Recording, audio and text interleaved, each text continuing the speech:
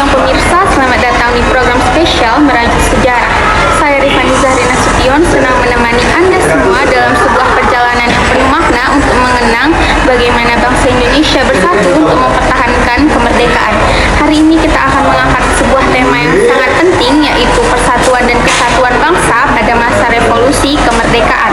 Sejarah mencatat setelah proklamasi 17 Agustus 1945, Indonesia tidak serta-merta bebas begitu saja, tetapi ada pengorbanan yang sangat besar, ada juga perjuangan yang sangat besar, dan ada yang paling penting, yaitu persatuan yang membuat kita tetap berdiri sebagai bangsa yang merdeka hingga hari ini.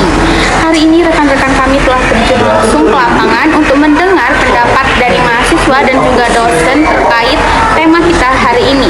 Kita akan terhubung langsung dengan Humaira yang saat ini berada di Universitas Sumatera Utara. Kepada Humaira kami persilahkan. Terima kasih Rifani. Sekarang saya berada di Fakultas Hukum Universitas Sumatera Utara. Bisa perkenalkan nama dan jurusan kakak? Ya. Nama saya Deswita Fitri. Saya jurusannya Hukum Konsentrasi Bisnis, asal PT dari Universitas Muhammadiyah Sumatera Utara. Saya ingin tahu pendapat kakak tentang apa peran persatuan dalam kemerdekaan Indonesia. Oke, berarti poin pentingnya adalah persatuan ya. Ya, persatuan itu penting ya. Penting untuk kita memahami bahwasannya adanya perbedaan, mulai dari ras, kemungkinan, dari agama, kemudian dari suku, budaya, dan lain sebagainya. Karena kita dari individu juga dengan pemikiran yang berbeda-beda. Namun kita nggak bisa berdiri sendiri tanpa adanya persatuan, gitu kan? Tanpa adanya sepemahaman gitu. Jadi di antara perbedaan itu bagaimana caranya kita bisa berjuang bersama dan pemikiran bersama. Kalau dianalogikan layaknya sebuah lidi, kalau misalnya lidi kan cuma satu untuk membersihkan, dia nggak mampu kan, berat. Nah, tapi kalau misalnya dia banyak terdiri dari beberapa batang, dia mampu membersihkannya. Mungkin kurang lebih seperti itu. Selanjutnya, menurut kakak apa tantangan terbesar dalam mempertahankan persatuan bangsa Indonesia? Oke, tentu sekarang kan teknologi itu udah semakin kian canggih ya, di mana opini-opini itu dan juga dengan hak kebebasan kita sebagai untuk berpendapat, tentu banyaknya perbedaan-perbedaan. Itulah salah satu juga menjadi tantangan bagi kita. Tapi kita balik lagi memahami bahwasannya kita ini di tempat yang sama, di wadah yang sama, karena kan tadi berhubungan dengan negara kita sendiri, Indonesia. Jadi adanya perbedaan itu dapat dikesampingkan demi kepentingan siapa? Demi kepentingan kita, kepentingan masyarakat dan umat banyak khususnya. Jadi menurut saya adanya perbedaan itu ataupun adanya tantangan dengan isu-isu yang baru sekarang bisa kita hadapi ketika memang persatuan itu balik lagi menjadi landasan kita yang paling utama. Itu kurang lebih. Terima kasih ya Kak untuk waktu dan pendapatnya. Sukses. Sekarang kita lanjut ke pewawancara 2. Untuk pewawancara 2 kami persilakan. Terima kasih Humaira Safira. Saya saat ini sedang berada di Universitas Sumatera Utara. Saya sedang bersama Bang Fajar. Bang Fajar. Menurut Bang Fajar, bagaimana peran hukum dalam menjaga persatuan bangsa setelah kemerdekaan?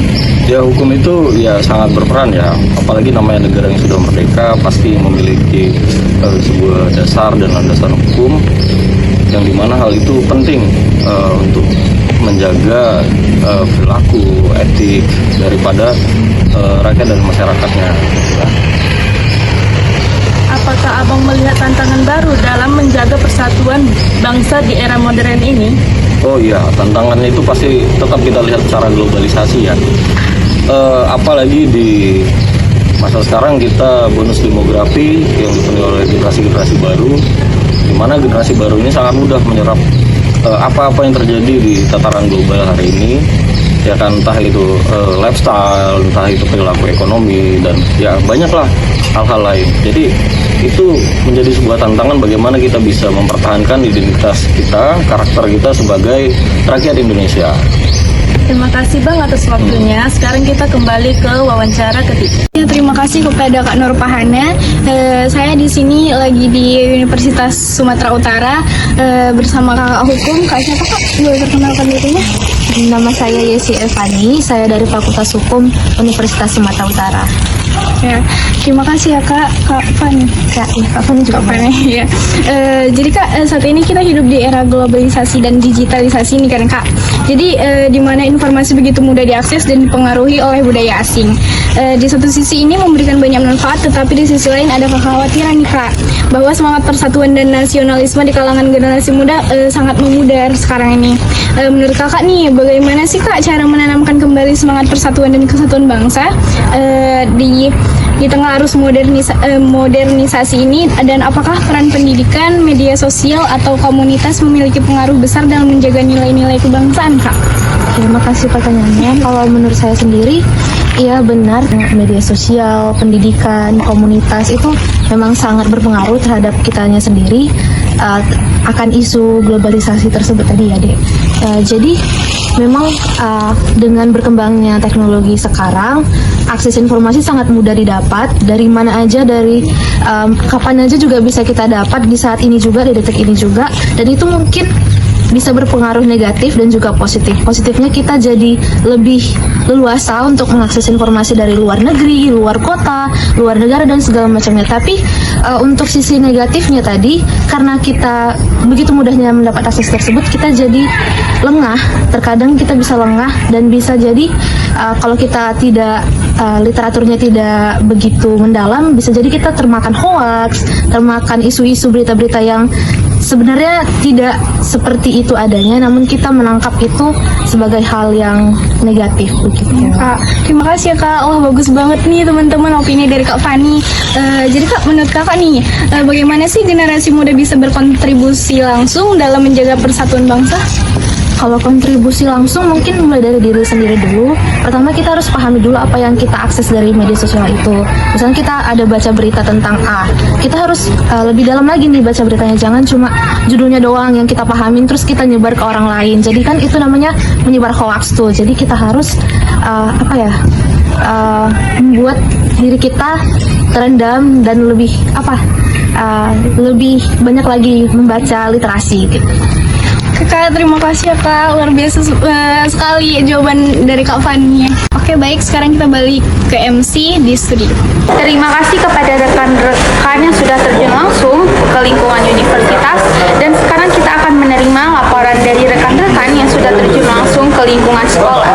Saya hubungkan dengan pewawancara 4, yaitu Randy. Silahkan kepada Randy. Terima kasih Tiffany Jari sebagai moderator. Saya berada di SMA Negeri 13 Medan.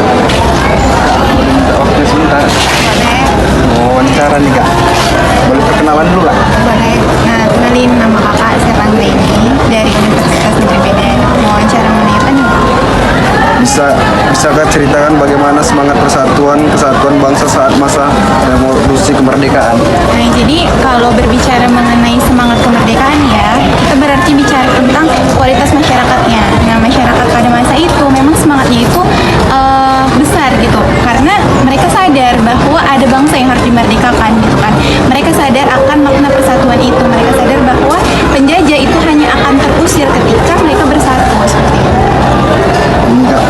Pertanyaan berikutnya, apa faktor utama mendorong rakyat Indonesia bersatu dalam perjuangan kemerdekaan? Nah, faktornya itu ya karena mereka sadar bahwa sampai kapan mereka akan terjajah. Jika mereka tidak melakukan perlawanan, maka penjajahan itu juga nggak akan pernah berakhir gitu kan.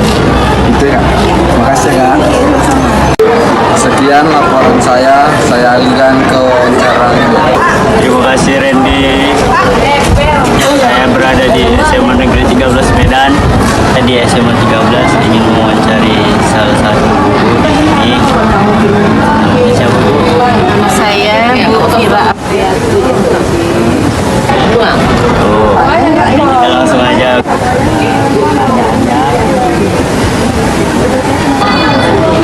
Bagaimana peran para pemuda dalam menjaga persatuan saat ini? Peran pemuda menjaga persatuan.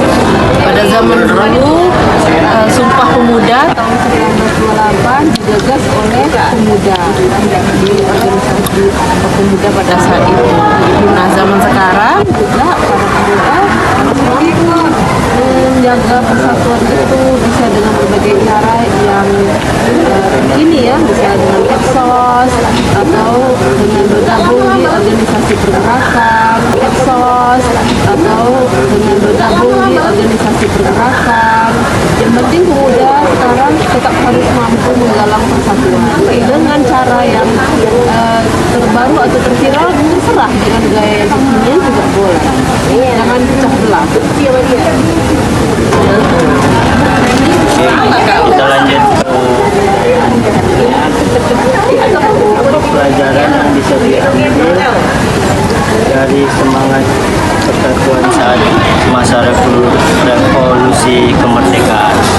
Pelajaran yang bisa diambil ya berarti kalian sebagai pemuda harus bisa menjaga persatuan itu, semangat gotong royongnya harus tetap bisa dijaga, jangan sekarang jadi gampang dipecah belah oleh isu-isu sara misalnya, isu agama misalnya. Jadi sekarang pun kita harus mengambil pelajaran, kalian anak muda harus bisa memelihara persatuan yang sudah dirintis pada saat itu. Semangat gotong royongnya harus bisa tetap dijaga. Itu saja yang bisa saya tanyakan. Terima kasih banyak. Berikut laporan saya kembalikan ke MC. Terima kasih pada tim di lapangan dan para mahasiswa dan juga dosen yang sudah memberikan pandangan mereka. Dari wawancara ini kita mengetahui bahwa persatuan adalah kunci utama dari perjuangan bangsa, baik di masa lalu maupun di masa sekarang.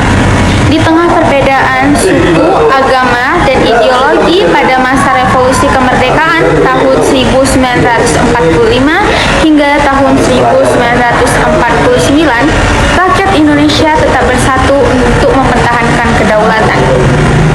Perlawanan di medan perang, diplomasi para pemimpin, dan dukungan seluruh elemen masyarakat membuktikan bahwa persatuan adalah bagian terbesar dari bangsa ini, yang akhirnya menghantarkan Indonesia kepada pengakuan kedaulatan oleh Belanda pada 27 Desember tahun 1949. Dari peristiwa ini kita belajar bahwa tanpa persatuan, kemerdekaan sulit dipertahankan. Semangat kebersamaan yang diwariskan para pemimpin haruslah tetap dijaga, terutama dalam menghadapi tantangan di zaman modern, agar Indonesia tetap kokoh sebagai bangsa yang merdeka dan berdaulat. Seperti yang dikatakan Bung Karno, perjuanganku lebih mudah karena mengusir penjajah, tapi perjuanganmu lebih sulit karena melawan bangsamu sendiri. Kata-kata ini mengingatkan kita bahwa menjaga persatuan bukanlah tugas yang mudah, tetapi kewajiban kita sebagai bangsa yang merdeka dan berdaulat. Semoga wawancara ini menginspirasi kita semua untuk semangat kebangsaan dan persatuan. Selamat jumpa di episode berikutnya.